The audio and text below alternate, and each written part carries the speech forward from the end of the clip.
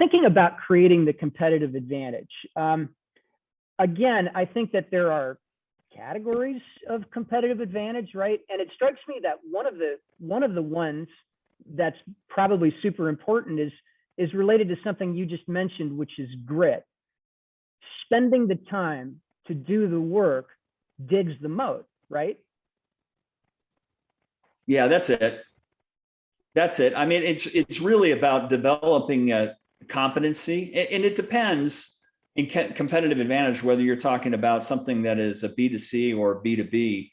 If you're selling to an enterprise, you've really got to be empathetic and have a detailed understanding of what matters to that enterprise that you're selling to. You've got to understand their problems and their needs as well or better than they do, and be able to communicate to them in their own language.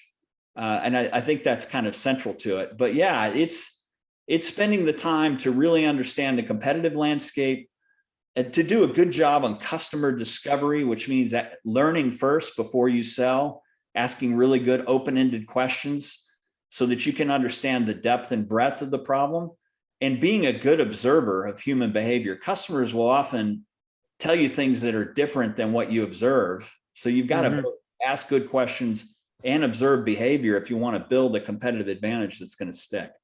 What other varieties of competitive advantage do you see besides the obvious, right? We've got something better, or a better way to deliver it. You mentioned a team. What other sorts of things are there out there? Yeah, well, so some good examples. Some of them can manifest around intellectual property, and that's kind of what you're referring to. We've got patents, we've got trade secrets, we've got copyrighted software, that sort of thing. The other things you'll see is unique relationships. So when somebody comes out of, for example, big retail, big box retail, they know a ton about merchandising, they've got lots of relationships. If they're going to start a product company, consumer packaged goods product company that sells back into that space, they already understand who all the key players are, how to sell, how to scale, what the expectations are. That kind of advantage is what I would call a subject matter expertise advantage, very hard to replicate. So there's competitive barriers that can be constructed around the fact that they just have the benefit of years of experience. Having interesting contractual relationships. You can build competitive advantage around contract terms. Being able to convince people that they need a long-term contracts can act as a competitive advantage. A lot of times it's a combination of things: superior customer service, a great team, being empathetic to the customer, being agile and nimble with new feature rollouts. I mean, there's lots of ways that you can capture and maintain competitive advantage. Yeah, and so in software in particular, I mean, that's kind of my bailiwick, right? I mean, we think about intellectual property, and to be perfectly honest, you know, we've been working at Tribify for a year and a half. There are no patents. Nobody's filed anything like that, right?